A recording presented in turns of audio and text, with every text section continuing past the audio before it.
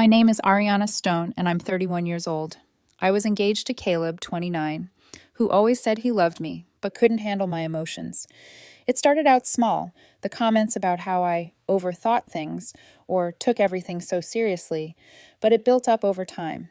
I didn't know how to fix it, because fixing it felt like erasing parts of myself I wasn't willing to lose.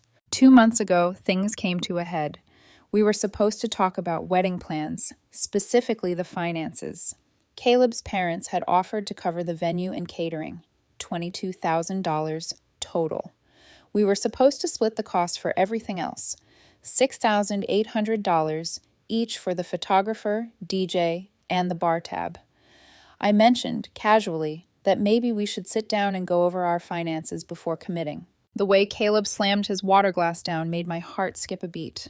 "Oh my God, not this again," he snapped, his voice edged with frustration.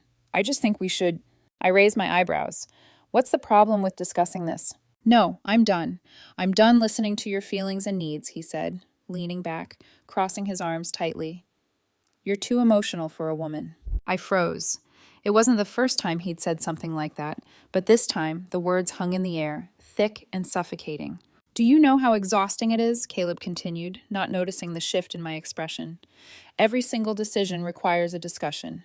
My dad never acted like this. He just handled things and let my mom plan." "I'm not your dad," I said quietly, "and I don't want to be." He stared at me like he hadn't heard a word. Clearly, he's actually masculine. I stood there, holding a spatula in my hand. The pasta was burning. My appetite was gone. I didn't know what hurt more, the way he'd dismissed me, or the way it felt like a final blow to my identity. I had never felt so small. "You want me to stop sharing my feelings?" I asked, my voice barely above a whisper. "I want you to stop having so many feelings, or at least keep them to yourself. I can't be your therapist." "Noted." I turned off the stove. We didn't speak for the rest of the evening. The next day, I did something I never thought I would. I stopped sharing completely. The job offer, the new life waiting for me. It stayed inside, tucked away. When the moving truck showed up, Caleb had no idea what was happening. I had been offered a senior software architect position in a different state, 850 miles away. The salary was a $105K increase, plus a $12,000 signing bonus and a full relocation package. Normally, I would have told Caleb. Normally, we would have discussed it together. But this time, I responded, extremely interested. "When can we talk?" I nailed the phone screen. The second interview was scheduled for Friday. I crushed it. By Monday, I had the offer. I signed it within minutes. The start date was in 6 weeks. I found an apartment in 3 days. A one-bedroom in a nice building, $680 a month. I signed the lease. My name only. I didn't tell Caleb about any of it. I knew it would be easier this way. Easier than the back and forth, easier than the guilt, easier than listening to him tell me I was being irrational. When I came home that night, Caleb was sitting on the couch, scrolling through his phone. "How was work?" he asked, not looking up. "Fine." I didn't look at him. "You?"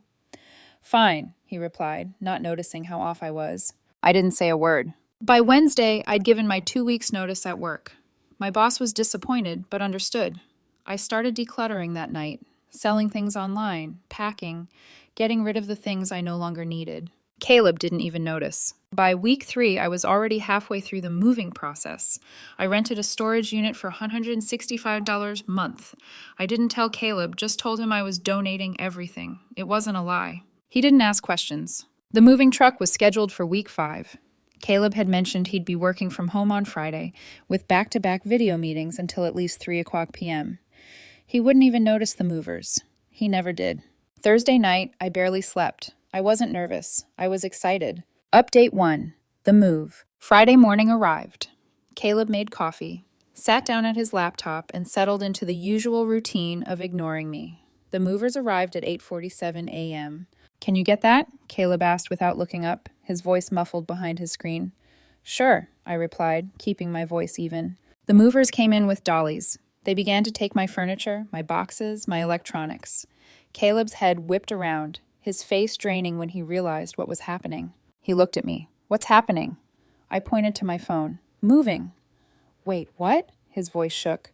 "Stay on your call," I said, texting him. "I'm moving." His eyes went wide. He tried to say something, but his boss was talking.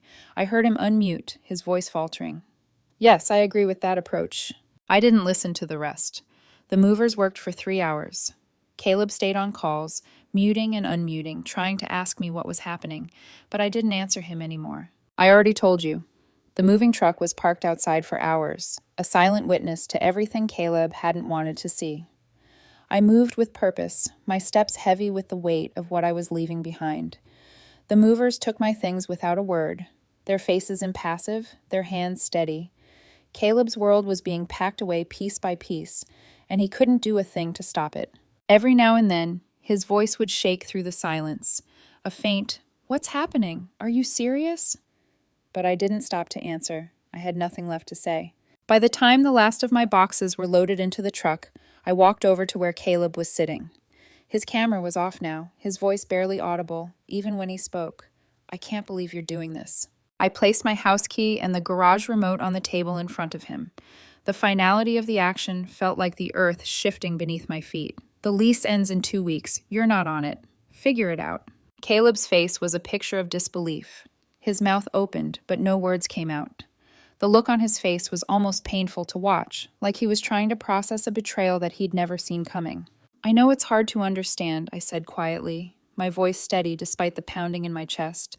"But this is what happens when you stop listening.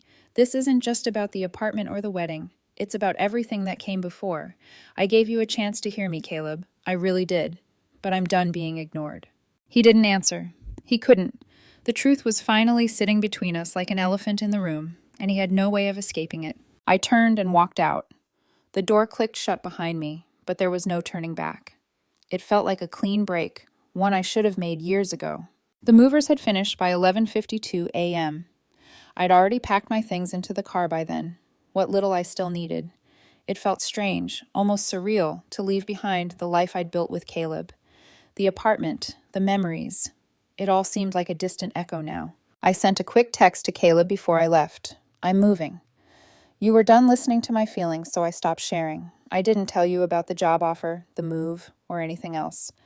The lease is in my name. You'll have to figure out the rest." I didn't expect a reply. In fact, I didn't want one. The next few hours were a blur. I drove the truck, following the movers to my new apartment. I had arranged everything in advance. New place, new job, new life. And for the first time in months, I felt something that resembled freedom. I didn't need Caleb to validate my choices. I didn't need his approval to live my life.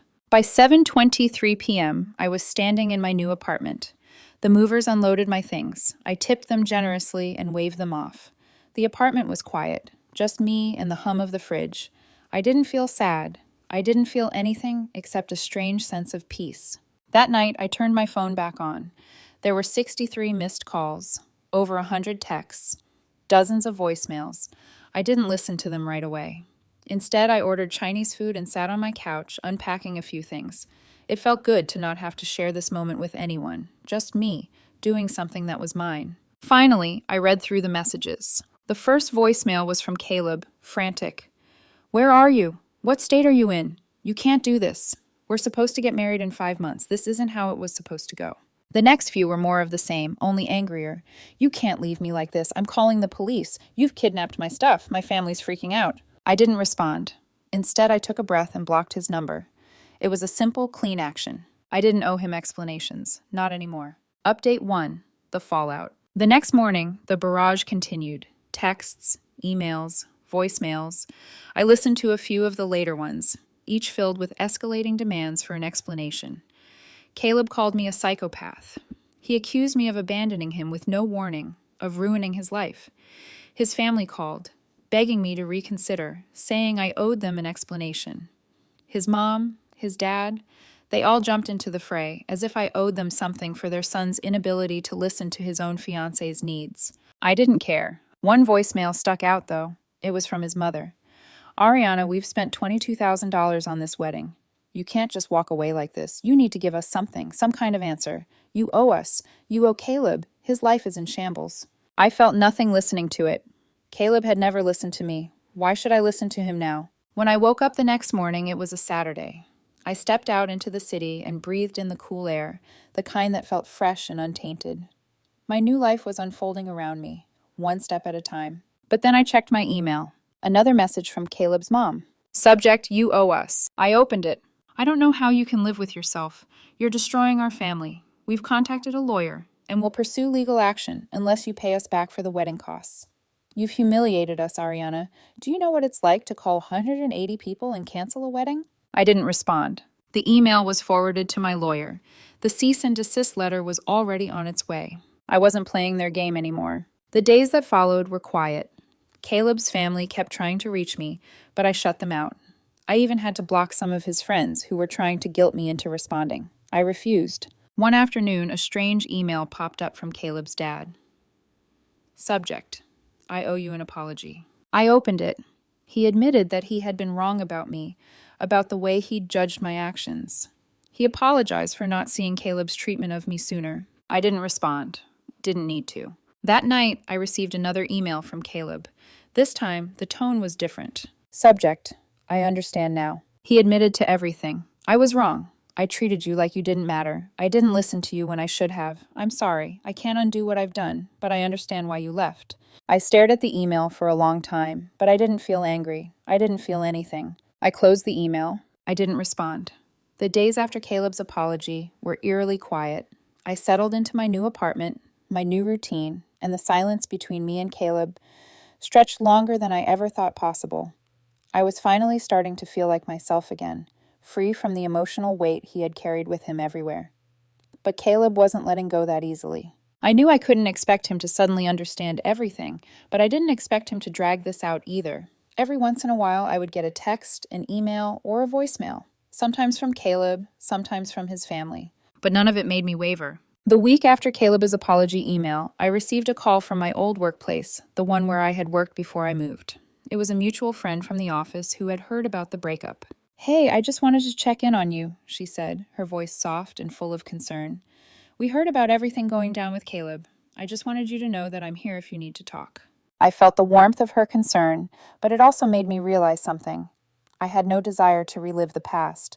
The emotional roller coaster I had been on with Caleb was just that, past. I thanked her, then changed the subject, asking about some office gossip I had missed. The conversation felt good, normal, like the life I was beginning to build without Caleb. That night, I sat on my couch, sipping tea and reflecting on everything. My phone buzzed with a notification. Another email from Caleb. I hesitated before opening it. Subject, a final thought. I clicked on it. I know you're done with me. I don't blame you, but I need you to know that I'm trying to understand everything now. I've been talking to my therapist. I've been going through what I did, how I treated you. I took you for granted, Ariana, and I regret it every day. I hurt you, and I don't expect you to forgive me. I just wanted you to know that I'm sorry for everything. I stared at the email for a long time. I didn't feel the anger I thought I would. I didn't feel the satisfaction of being right. I just felt nothing. It was over. I didn't need to respond to this final admission. What was there to say? Caleb had been a part of my life for so long, and the man he had turned into was not someone I could even recognize anymore. The truth was, I didn't need his apology. I didn't need him to understand me. I had understood myself long before he had the chance to apologize. I closed the email, then I deleted it. A few weeks later, I received a letter in the mail from Caleb's parents. It was a certified letter, the kind that makes your heart skip when you see it. I opened it, expecting another round of guilt-tripping or demands for money, something. Instead, it was an apology. Subject, I owe you an apology. Dear Ariana, I can't undo the way I treated you, and I can't take back the hurt I've caused you. But I need to tell you that I was wrong. I raised Caleb to be strong, but I didn't teach him how to listen, how to communicate, how to respect a partner. He's admitted to me how he treated you, and as much as it pains me to say it, I can see now that he wasn't the man I thought he was. I'm sorry for everything, and I hope you can find the peace and happiness that you deserve. I know this doesn't undo what's been done, but I wanted you to know that I see the truth now. You didn't deserve what happened. Sincerely, Caleb's father. I stared at the letter, at the apology that came too late. It wasn't just Caleb who had failed me. It was his entire family, enabling the toxic behavior, sweeping it under the rug. And now, after all this time, they wanted to tell me I had been right all along. I folded the letter slowly and placed it in a drawer. It wasn't enough. It never would be. The following months brought change in more ways than one. My new job was rewarding, and I was starting to feel like my old self again, maybe even better. I met someone new too. His name was Daniel. He wasn't Caleb, and thank God for that. Daniel was steady and patient. He didn't rush me, didn't ask me to be something I wasn't. He asked about my day and listened to the answer. He respected my space, but he also gave me attention when I needed it. It was refreshing, and it felt like a second chance at love. Not a second chance with Caleb, but a second chance for me. Then came the final twist. A message from Lana, Caleb's ex-girlfriend. I didn't recognize the number at first, but I opened it anyway. Subject: Can we talk? I know you've blocked me everywhere. I know you probably hate me. But I just wanted you to know that Caleb hasn't changed. He's still the same person he was when he was with you. And I know I don't deserve your forgiveness, but I've been thinking about everything. And I just wanted to say that I'm sorry. For everything I did to you, for being a part of that toxic relationship. I never should have been a part of it. I read the message twice. I felt no satisfaction in this confession. If anything, it felt hollow. Caleb hadn't changed. He never would. And Lana, well, she had only learned the same lesson I had. Some people never change until they're forced to face the truth. But I had moved on. I was done. I didn't need to look back. Not anymore. The next day, I met Daniel for coffee. It was a simple moment, but it felt monumental to me. We talked about our day, our work, our plans for the weekend. It was everything Caleb and I never had: honesty, peace, and respect. I smiled, feeling the weight of everything I had let go of. It wasn't just the past. It was everything Caleb had represented. And now in front of me was a future that didn't need to be explained, apologized for, or justified. It just was.